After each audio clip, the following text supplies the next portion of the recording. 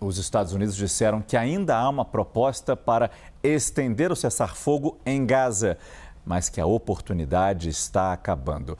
Enquanto isso, Israel começou uma nova operação terrestre no território palestino e voltou a ocupar regiões que tinham sido liberadas com o cessar-fogo. Dezenas de palestinos foram mortos na faixa de Gaza no segundo dia de ataques israelenses contra alvos dentro do território palestino. Isso depois de quase 2 meses de um cessar-fogo que garantiu uma certa tranquilidade ao território, inclusive com a libertação de muitos reféns que estavam nas mãos dos militantes do Hamas e também de prisioneiros palestinos que estavam em prisões israelenses.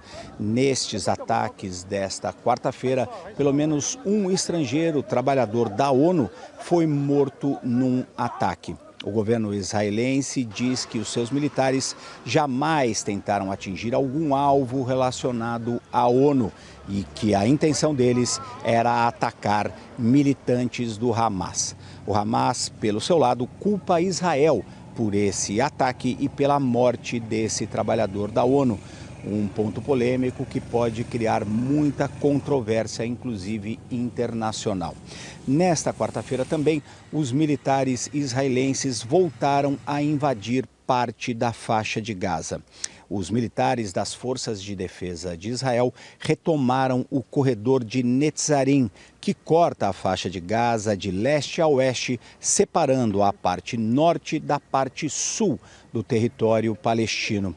De acordo com o que tinha sido acertado no acordo de cessar-fogo, os militares israelenses tinham se retirado completamente daquela região, que era utilizada como praticamente uma base militar para ataques israelenses dos dois lados da faixa de Gaza. O Hamas continua acusando Israel de ter boicotado o acordo de cessar-fogo e ter se negado a participar de negociações para uma segunda fase da negociação de paz, que poderia levar ao fim da guerra. Israel, pelo seu lado, continua dizendo que acabaria com esses ataques militares desde que o Hamas liberte todos os reféns que continuam presos na faixa de Gaza. O governo israelense diz ainda que o Hamas se recusou a atender em pelo menos 2 ocasiões propostas dos Estados Unidos que levariam à libertação desses reféns em troca de um cessar-fogo estendido. Américo Martins, da Europa, para a CNN Brasil. Hoje, Israel lançou panfletos em Gaza pedindo que a população deixe suas casas novamente e manifestantes foram às ruas de Jerusalém para protestar contra o governo israelense. O editor internacional da CNN, Nick Robertson, acompanhou essa manifestação.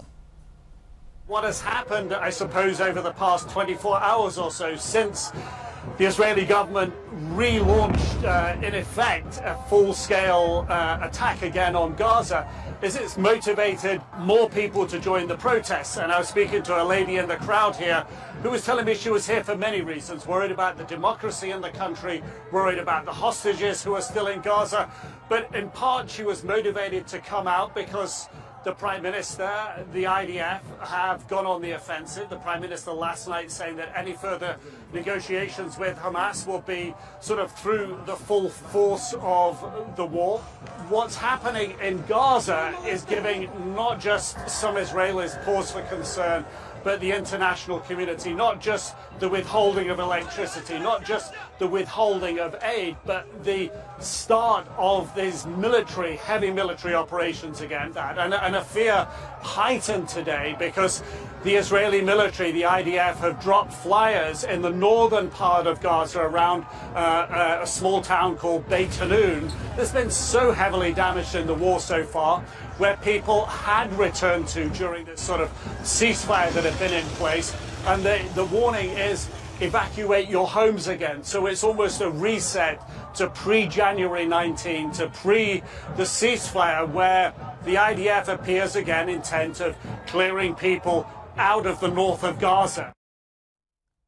Lorival Santana, mais uma vez ao vivo com a gente aqui no estúdio. Começando por esse ponto, Lorival, quão cruel é isso? Você permitiu essas pessoas naturalmente retornar às suas casas absolutamente destruídas, absolutamente destroçadas, mas para o lugar onde nasceram, onde viviam. E agora pede-se que elas saiam novamente. E para onde vão sair, Lorival?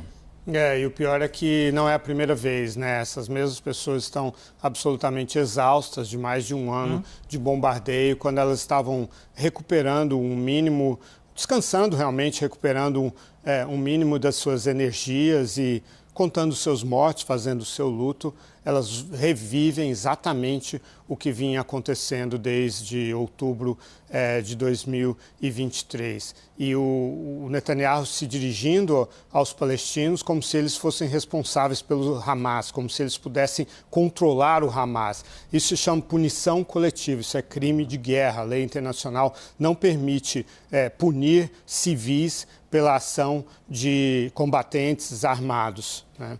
E agora a gente percebe que tudo isso é resultado da mudança de humor do Trump, a forma como ele está vendo a faixa de Gaza, aliás, que é a mesma forma como ele está vendo a Ucrânia, de forma colonialista. Ele passou a ter um interesse próprio em colonizar a faixa de Gaza, retirar todos os palestinos da faixa de Gaza. Então ele já está usando uma linguagem muito mais dura contra o Hamas. Ora, e não estou aqui defendendo o Hamas tomou reféns, isso é crime de guerra, é contra as leis internacionais. Mas esta fase atual das negociações de cessar-fogo seria para o status final da faixa de Gaza. Mesmo que o Hamas, e é claro, Israel não aceitaria que o Hamas continuasse administrando, mas Israel não está aceitando nenhum tipo de solução que não aquela que o Trump está propondo de transformar aquilo num balneário, que não é aceitável. Então, diante dessa posição muito mais dura de Israel, não estão progredindo as negociações. E a faixa de Gaza agora volta a ser alvo de bombardeio sem uma perspectiva de cessar-fogo. Mas é impossível a gente lembrar, houve avanços durante o cessar-fogo, houve até uma impressão de que haveria uma evolução desse cessar-fogo para um acordo de, talvez paz seja uma palavra muito forte, mas quem sabe um acordo de paz ali. Tudo isso ficou para trás, todos esses avanços que obtivemos durante esse cessar-fogo ficaram para trás agora com a retomada da guerra? O governo Netanyahu não tem condições políticas de fazer um cessar-fogo final, com um status final para a faixa de Gaza, porque o gabinete dele é composto por dois grupos que detêm 13 cadeiras no parlamento e que derrubariam esse governo, não aceitam qualquer tipo de negociação final. Então, aquela negociação que a gente assistiu foi para Israel obter a libertação do máximo possível de reféns, que ele obteve. Agora, e é por isso que o Hamas não entrega esses 24 últimos reféns, porque é a última carta que ele tem, e é terrível dizer isso, é absolutamente imoral essa atitude do Hamas, mas falando politicamente, é a única carta que ele tem para negociar a retirada total de Israel, das forças israelenses da faixa de Gaza e o abandono dessa ideia que não é aceita pela comunidade internacional de retirar 2 milhões de palestinos do território que pertence a eles. Muito obrigado mais uma vez, Lorival Santana.